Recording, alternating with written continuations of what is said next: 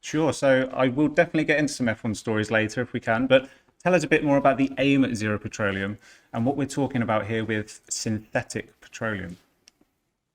So we all understand the problem with fossil fuels and the generation of carbon dioxide and the global warming as a consequence. 300 years we've spent as a society burning fossil fuels, firstly coal and then oil and gas into the last century. This is the foundation actually of our entire industrialized system, both for energy and for material. It's very difficult to find a product indeed that we know and use, certainly in the affluent societies, that isn't founded on petroleum or some form of fossil energy or material, or normally both. So my view is the Industrial Revolution isn't complete.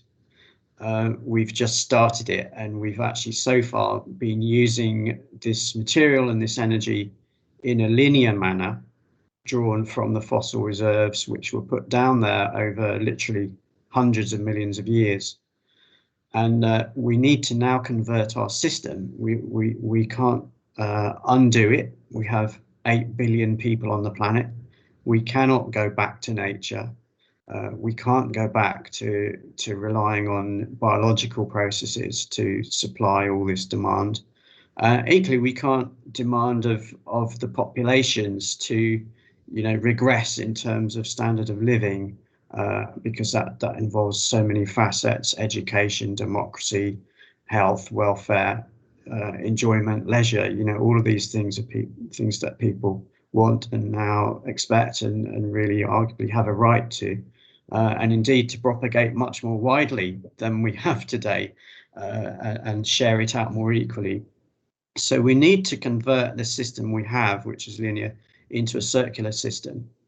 And when it comes to petroleum, which is the foundation of our energy and material system, we see the pathway to that through synthetics. So we can create petroleum in a circular manner rather than a linear manner drawn from finite reserves, through synthesis. So creating synthetic petroleum will complete the circle, because currently we consume but we don't create, and therefore industrially, when we add in the creation side, we can have a circular carbon system. So a carbon cycle in the industrial system, the same way we have a carbon cycle in the biological system. And such a system is indefinitely stable, just as biology has been stable. We no longer increase the levels of carbon dioxide in the atmosphere. That remains then in balance. We no longer, consume and create waste.